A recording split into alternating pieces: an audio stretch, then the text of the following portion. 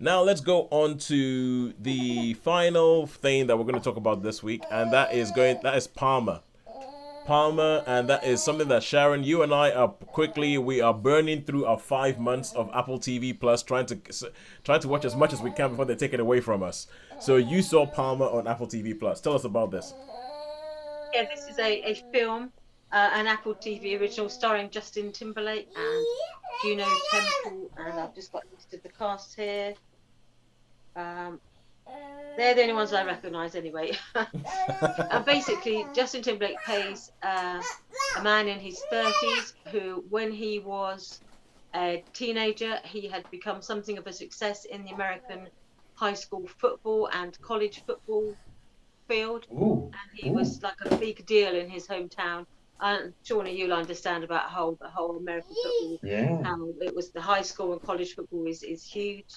Anyway, he was like a star quarterback, and then he got a bit above himself, and he ended up committing some offences and was sent to prison. And sort of 12 years later, he's finally been released from prison. He goes home, and he basically goes home to his grandmother.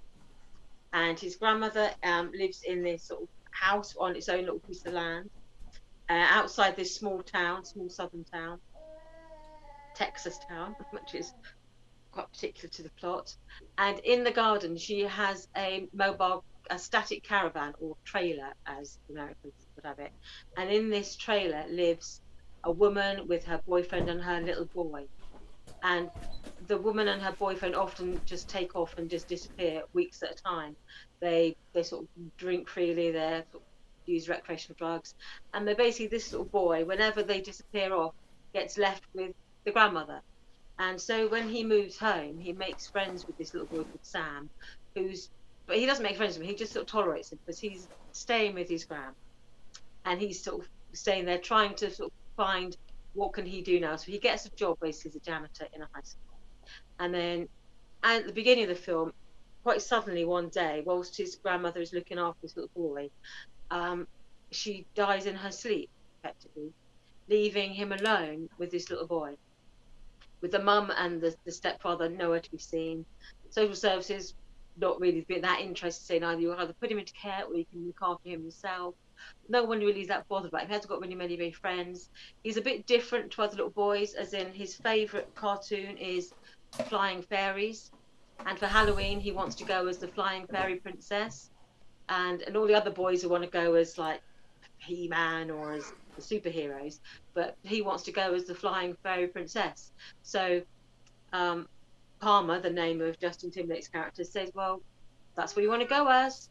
You go as the Flying Fairy Princess, but you may find that you may have a hard time at school about it because he is being bullied. Because again, he likes playing with the girls, he likes to wear makeup, he wears like butterfly clips in his hair.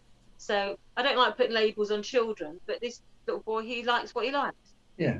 So, and as the film develops, you basically see how this odd couple, this little boy who likes the Flying Fairy Princesses, and this man who's an ex-convict who's sort of trying to navigate his way back into the world again, how they form this really close bond.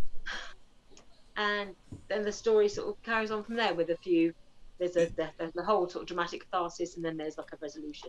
Okay, It's basically the story of this odd couple. I'm getting slight peanut butter falcon vibes. Oh yes, absolutely. Okay. Absolutely, that sort of thing. Yeah, peanut butter falcon, which great film, I would recommend we it. love Like, it. Yeah, definitely, yeah. yeah, but I'm Yes, it getting has those vibes about how people just connect, and it isn't the people you wouldn't necessarily think would connect do. And for this little boy, he's found in Palmer, what he needs an adult to be. Sort of someone who's caring, supportive, accepting. I'm guessing there. Sorry. There, yeah. So it's like that resonates with me quite now. It's because at the moment, as we're on the podcast, I am.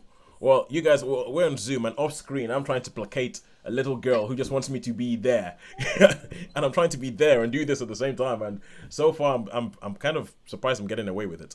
But but yeah. But so. And I was just gonna say. So, what did you think? No, I liked it. I thought, again, it's one of those films that has a certain tone, so it's always sort of slightly muted in its tone. But I quite like that in a film when I'm just want to watch it. I don't want all the sometimes I don't want high drama, but there was enough of the sort of the rise and fall and the drama to the story to keep you entertained. So no, I really liked it. So it's one of those quiet films where about sort of two, misfits finding sort of acceptance in where you wouldn't expect it. So I liked it. I appreciate it a lot. So I would give it a four stars. Ooh, And I also saw this week, I forgot to mention it, I also saw Coda.